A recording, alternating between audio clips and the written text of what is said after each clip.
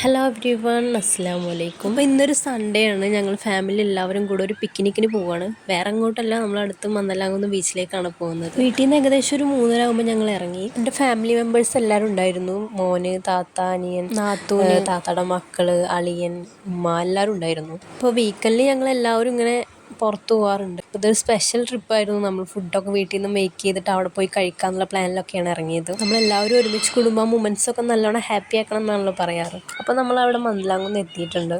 പാർക്കിങ്ങിനായിട്ട് ഒരു ഏരിയ ഇങ്ങനെ തിരഞ്ഞു പോയിക്കൊണ്ടിരിക്കുകയാണ്.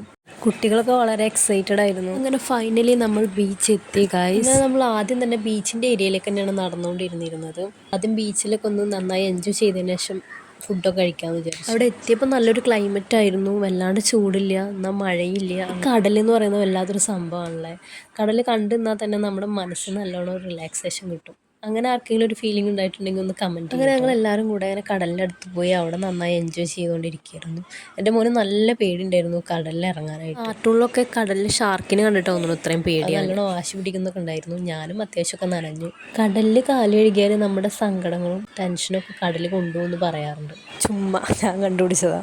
പിന്നെ നമ്മൾ അവിടുന്ന് പോയി ഒരു പൊട്ടാറ്റോ പ്രിങ്കിൾസ് വാങ്ങി. മോന് വാശി പിടിക്കിയിരുന്നു, അത് വേണം ഇത് വേണം എന്നൊക്കെ പറഞ്ഞിട്ട്. പിന്നെ എത്ര ആയാലും സാധനങ്ങൾ കൊണ്ടുപോയാലും നമുക്ക് അവിടെ പോയി കഴിഞ്ഞാൽ എന്തെങ്കിലും ഒന്ന് വാങ്ങിക്കണമല്ലോ.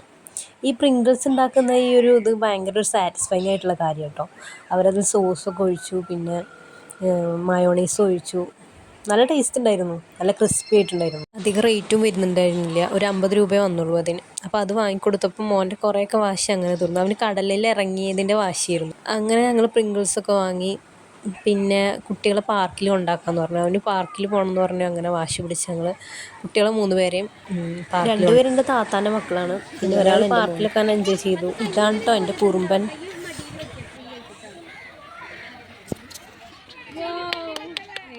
അത് കഴിഞ്ഞ് ഞങ്ങൾ പുറത്തിറങ്ങി ചായയൊക്കെ കുടിച്ചു.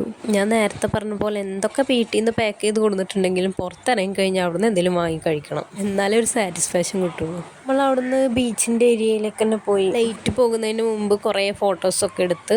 ഇനിയിപ്പോൾ നമ്മുടെ അടുത്ത പരിപാടി എന്ന് പറയുന്നത് വീട്ടിൽ നിന്ന് കൊണ്ടുവന്ന ഫുഡൊക്കെ ഒന്ന് സെറ്റ് ചെയ്ത് അതൊക്കെ ഒന്ന് കഴിക്കണം. ഇപ്പം ഏകദേശം ഇരുട്ടായി തുടങ്ങിയിട്ടുണ്ട്. ടൈം ഒരു 6 മണി ആയപ്പോൾ ഞങ്ങൾ കാറിൻ്റെ അടുത്തേക്ക് തന്നെ പോയി. കാറിൻ്റെ അടുത്ത് നല്ലൊരു ഏരിയ കണ്ടെത്തി അവിടെ നിന്ന് ഫുഡ് കഴിക്കാമെന്നൊക്കെ പ്ലാൻ ചെയ്തു. ഇതൊരു ശരിക്കൊരു വെറൈറ്റി എക്സ്പീരിയൻസ് ആയിരുന്നു.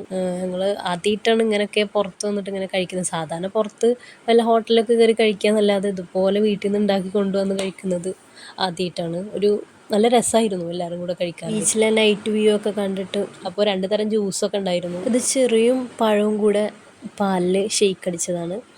പിന്നെ അതുപോലെ മുന്തിരി ജ്യൂസ് ഉണ്ടായിരുന്നു. പിന്നെ ലൈസ്, കുബൂസ്, ചിക്കൻ, നെയ്ച്ചോറ്, ബ്രെഡ്, ജാം, അങ്ങനെ എല്ലാം ഉണ്ടായിരുന്നു. സാധാരണ ബീച്ചിൽ വരാറുണ്ടെങ്കിലും ഇതൊരു സ്പെഷ്യൽ വീഡിയോ ആയതുകൊണ്ടാണ് ഞാൻ എല്ലാവരുടെ അടുത്തും ഷെയർ ചെയ്യുന്നത്. പിന്നെ സ്വീറ്റ് കോൺ പുഴുങ്ങി കൊണ്ടുവന്നിട്ടുണ്ടായിരുന്നു. അങ്ങനെ കുട്ടികളുള്ളതുകൊണ്ടാണ് കൂടുതൽ ലേസ്, സ്വീറ്റ് കോൺ അങ്ങനത്തെ ഐറ്റംസൊക്കെ എടുത്തത്. പിന്നെ ഒരു കാര്യം വിട്ടുപോയി ഗൈസ്, എൻ്റെ ചാനൽ ആരെങ്കിലും സബ്സ്ക്രൈബ് ചെയ്യാതെ കാണുന്നുണ്ടെങ്കിൽ ഒന്ന് സബ്സ്ക്രൈബ് ചെയ്ത് സപ്പോർട്ട് ചെയ്യണേ. നിങ്ങളുടെ അഭിപ്രായങ്ങളും ഫീഡ്ബാക്കൊക്കെ ഒന്ന് കമൻറ്റ് ചെയ്യുക. അപ്പോൾ നമ്മളെല്ലാം റീപാക്ക് ചെയ്ത് തിരിച്ച് പോവുകയാണ്. ടൈം ഏകദേശം ഇപ്പോൾ ഒരു 7 മണി ആയിട്ടുണ്ടായിരുന്നു.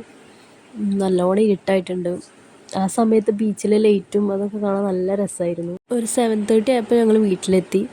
അപ്പോൾ ഇത്രയുള്ളൂ ഗൈസ്. പുതിയൊരു വീഡിയോ ആയിട്ട് നമുക്ക് വീണ്ടും കാണാം. അതുവരെയൊക്കെ എല്ലാവർക്കും